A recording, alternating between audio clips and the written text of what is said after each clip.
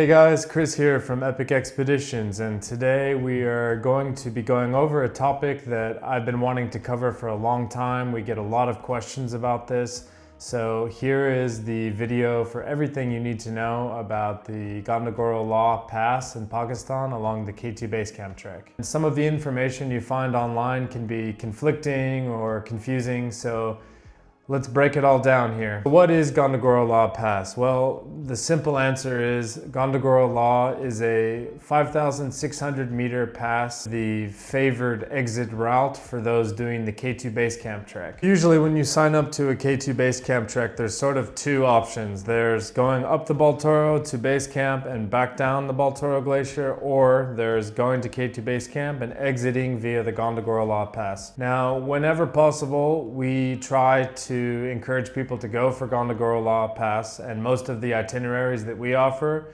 include the pass. This is for several reasons, but the main reason is that it makes our exit shorter. So basically, once we cross the pass, then we have 2 more nights of camping, versus if we go all the way back down the Baltoro, it's between 4 and 5 nights, so that's one main reason. Second reason is that the views are incredible from the top on a clear morning. As you can see in this video here, you have views of 4 8,000 meter peaks. So you can see K2, Broad Peak, and the Gasherbrum range with Gasherbrum 1 and 2 there. It's just a truly incredible experience to be up there at sunrise. Typically we only go for Gondogoro La Pass in good weather conditions, but as we're looking at the kind of satellite weather forecasts every day of the trip, we can also adjust our rest days, or we have extra contingency days as well to account for the bad weather. Over the past 3 seasons, we have 100% success with the groups that set out to do Gondogoro La. They are doing Gondogoro La. Of course, the mountains can be unpredictable and everything, but unless there's just like a major snow event that happens, getting over Gondogoro La Pass is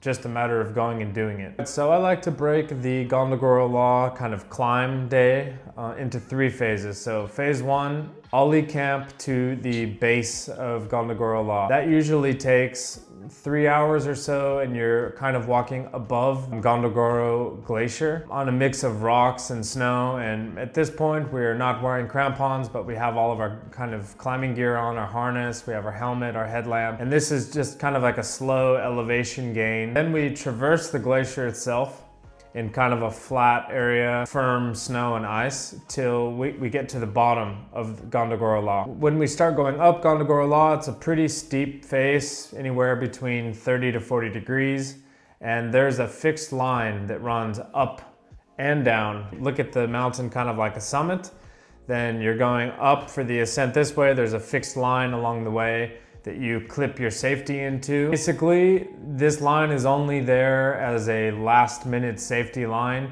You're using it a bit to pull yourself up or whatever, but we really don't recommend people using a Jumar or even carrying an ice axe. I mean, the ice axe could be a little bit helpful in some areas. A trekking pole, one trekking pole kind of does the same thing. Find that the ice axe, especially for people who are inexperienced with it, might just get in the way for them.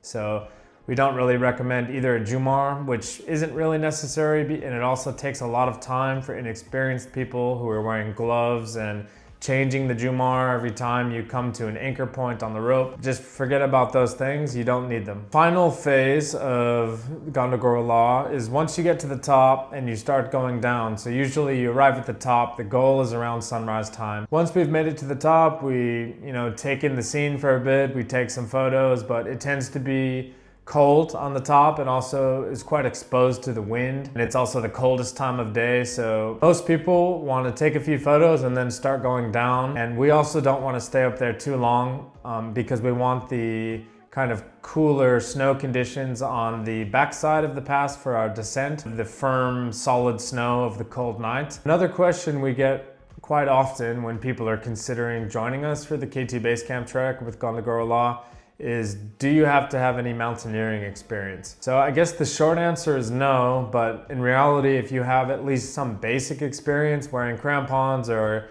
dealing in kind of snowy alpine conditions, like this will only help you and you'll feel more comfortable. That said, is if you've never worn crampons in your life, it's still achievable for you and still achievable in a safe way. We really recommend that if you have the chance, if you have some months leading up to the trip, you at least get out and wear your crampons whenever possible in your local mountains, or you take a trip specifically somewhere that has some sort of snowy slopes with some incline, so you can get some experience using your crampons and just generally feeling more comfortable. As it is, there is no kind of technical skills needed for Gondogoro La. If you can walk up and walk down carefully, then that's kind of all that you need. We'll emphasize again that the more experience you have wearing crampons, the sort of more confident you will be. So how do we prepare for Gondogoro La, like on the trek, on the way to K2 Base Camp? So obviously the first thing that we do, as we mentioned before, is monitoring the weather and kind of planning our high altitude, and or if we need to take contingency days into account based on the weather. So that is happening kind of all the time behind the scenes. And then we have a morning at Concordia. There's a glacier system right in front of the campsite at Concordia, which is the famous campsite that faces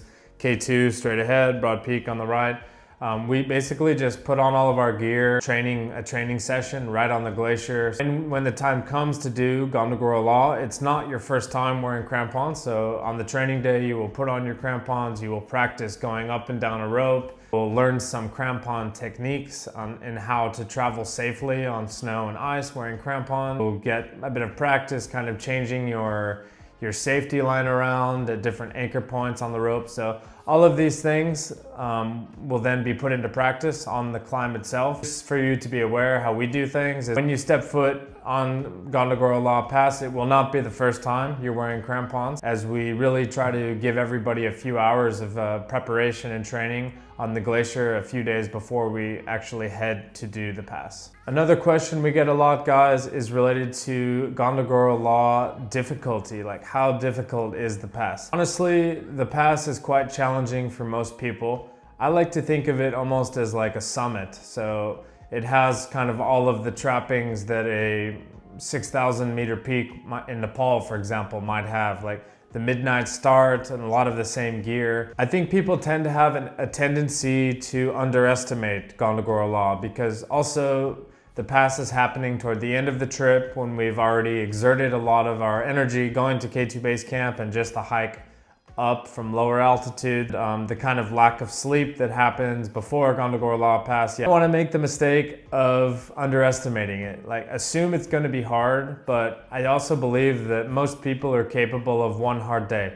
And this is kind of the hard day, the crux moment of the entire expedition to K2 Base Camp. Arguably the most challenging kind of aspect of the Gondogoro La climb is the descent. So on average, it takes between 4 or 5 hours to get from Ali Camp to the top of Gondogoro La. During that time, you're going up almost 800 meters or around 2,600 feet. Pretty slow. It's also on switchbacks. It might feel longer, but the actual distance as well is quite short. It's only a few kilometers because of the high altitude, because the surroundings kind of being highlighted in the darkness. It feels a bit longer, but it's really just 4 to 5 hours to the top. Physically, the ascent might be a little tougher because you're going uphill. I would argue that going down is probably the most challenging 2 to 3 hour period of the entire K2 Base Camp trek. A few things to note about going down. The descent is quite steep, and every year the conditions are a bit different, but I guess generally you can expect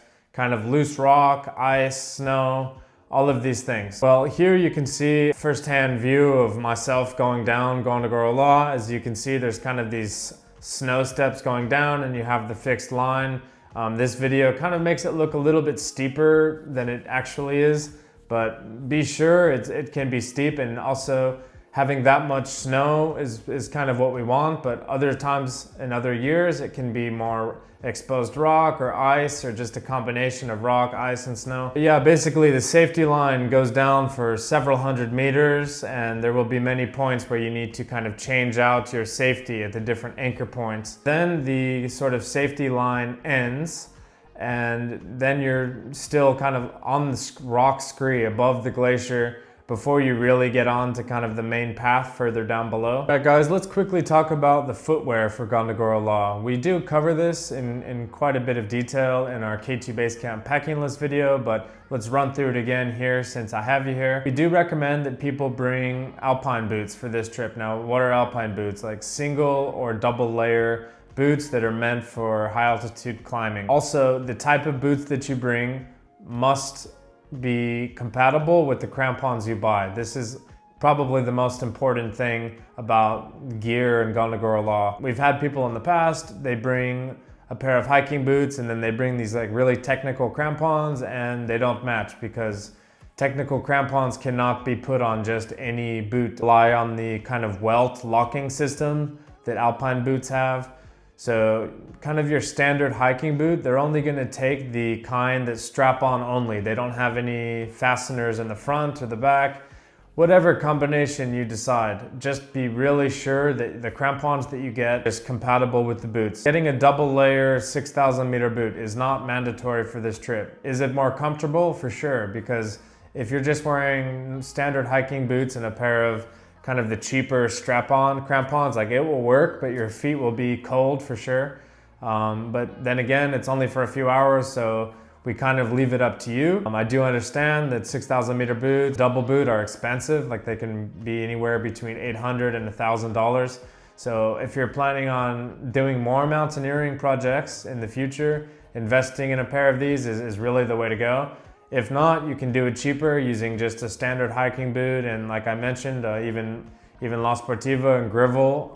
Grivel especially makes these kind of strap-on crampons that can go on any shoe. Whatever you choose, I'll emphasize that a third time, make sure your crampons fit your boots. So temperatures and weather conditions on Gondogoro La. Generally, when we go, we try to target a night that is forecasted to be clear. And we can kind of see what the weather is doing also when we're at elite camp. Temperatures on the clear nights can actually be a bit colder than on the stormy or snowy nights. Or if there's a lot of low cloud, this also keeps the temperatures a little bit warmer. The ideal conditions for us is a clear, crisp night. When you're climbing up, generally the coldest part of the night, you are warm because you're exerting a lot of effort going up. So I'm usually only doing the climb in 1 or 2 layers, and then I have other layers in my backpack that I can put on when we get up top. And the top of Gondogoro La are going to be the coldest kind of few hours as well on the whole K2 trip. Given our packing list,